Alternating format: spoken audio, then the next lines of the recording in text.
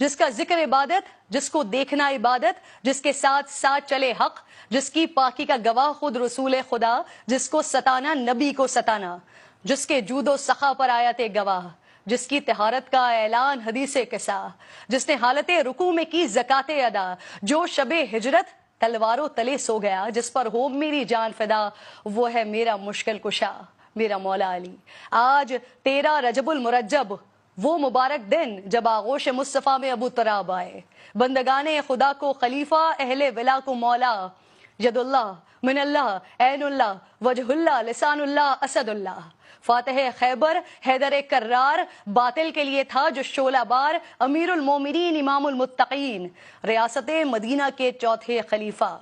حضور نے کہا جسے بہترین بستر مرگ پر بنا جو امین، جس کی شادی کا فیصلہ ہوا عرش برین، 40,000 فرشتے تھے حاضرین، جس کی عداوت ہے قابل نفرین، ذہانت میں بے مثال، بہادری اور شجاعت میں باکمال، چیف جسٹس آف ریاست مدینہ،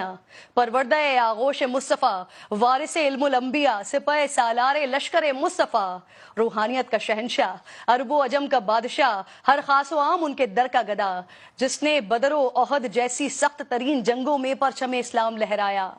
محبت و الفت کے اس سفر کو اما عائشہ رضی اللہ تعالیٰ عنہا نے یہ کہہ کر کوزے میں سمو دیا کہ اللہ کے نبی عورتوں میں سب سے زیادہ حضرت فاطمۃ الزہرا اور مردوں میں سب سے زیادہ حضرت علی سے محبت کرتے تھے۔ نبی پاک صلی اللہ علیہ وآلہ وسلم نے ریاست مدینہ کے ذریعے جس حقیقی فلاحی ریاست کی بنیاد رکھی تھی، مولا علی شیر خدا نے اپنے عہد و خلافت میں اسی روش کو بطور جاری رکھا۔ بطور امیر آپ نے کبھی دارالامارہ میں قیام نہیں کیا، بلکہ یہاں غربا کو رہائش دی اور خود اپنے کچے مکان میں ہی رہے۔ قومی خزانے سے، حکومتی خزانے سے ایک پائی اپنے اہل خانہ کے لیے یا اپنے لیے کبھی خرچ نہیں کی۔ کئی بار تو نوبت یہ آ گئی کہ کپڑے اور غذا خریدنے کے لیے آپ کو اپنی تلوار اور زرہ تک فروخت کرنی پڑ گئی۔ چشم فلک نے وہ نظارہ بھی دیکھا کہ مسلمانوں کا خلیفہ جو کی روٹی پانی میں ڈبو کر کھاتا تھا، اور روٹی بھی جو اس قدر خشک اور باسی کے ہاتھ سے ٹوٹتی نہیں تھی۔ آپ اسے زانوں سے دو لخت کیا کرتے تھے، اور جب کسی نے حیرت سے پوچھا کہ یا امیر المومنین، آپ روٹی کے خشک ٹکڑے کھا رہے ہیں، تو فرمایا رسول خدا صلی اللہ علیہ وآلہ وسلم اس سے بھی زیادہ سوکھی روٹی کھایا کرتے تھے، اور میرے کپڑوں کی بنسبت زیادہ کھردرے کپڑے پہنا کرتے تھے، اور اگر میں نے حضور کے طریقے کو چھوڑ دیا تو ڈر ہے کہ میں ان سے بچھڑ جاؤں گا۔ البتہ خود جو کی روٹی کھانے والا اور پھٹے ہوئے جوتے کو سی سی کر پہننے والے حاکم کا رعایا کے لیے دستور یہ تھا کہ مسکینوں کو تلاش کر کے ان کو سوال سے بے نیاز کرتے تھے، غریبوں کو تلاش کر کے ان کی حاجتیں پوری کرتے تھے، اور پھر جب رات گہری ہو جاتی تو دیگر امور سے الگ ہو کر عبادت میں مشغول ہو جاتے تھے۔ آپ کی شہادت کے بعد فقراء اور مساکین کو علم ہوا کہ تاریکی شب میں ان کی مدد کرنے والا، بوریاں اپنی پشت پر لاد کر اناج بانٹنے والا تھا کون۔ حکومتی مجبوریوں یا سیاسی مصلحتوں کی آڑ لے کر نہ ہی بیت المال سے غیر مستحق افراد میں وظیفے بانٹے، نہ ہی اپنے لیے تحائف سمیٹے۔ بیت المال سے خاندان نوازی کی روایت بھی قائم نہیں ہونے دی، حتیٰ کہ اپنے ہی بھائی کے سوال کرنے پر گرم سلاخ آگے کر دی کہ اگر تم یہ نہیں پکڑ سکتے تو میں تم کو نواز کر خود کو مشکل میں کیوں ڈالوں۔ فتنوں اور پرآشوب حالات کے باوجود مخالفین کو زیر کرنے کے لیے کبھی ہیلا و فریب سے کام نہیں لیا،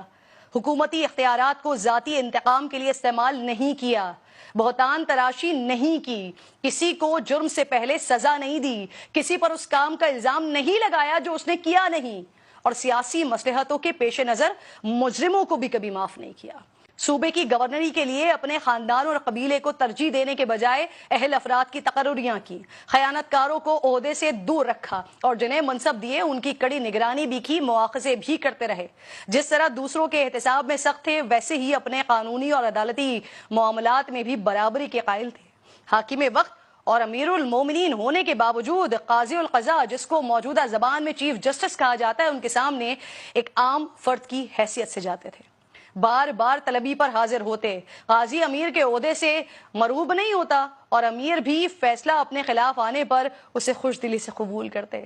اے مملکت خداداد پاکستان کے حکمرانوں، کیا علی المرتضیٰ کی پیروی کرو گے؟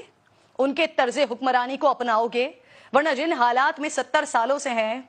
مزید 70,000 سال بھی رہ سکتے ہیں۔ امید اور دعا یہی ہے کہ اللہ مجھ سمیت تمام اہل منصب کو خلفائے راشدین اور اہل بیت و اطہار کے طریقہ کار پر چلنے کی توفیق عطا فرمائے۔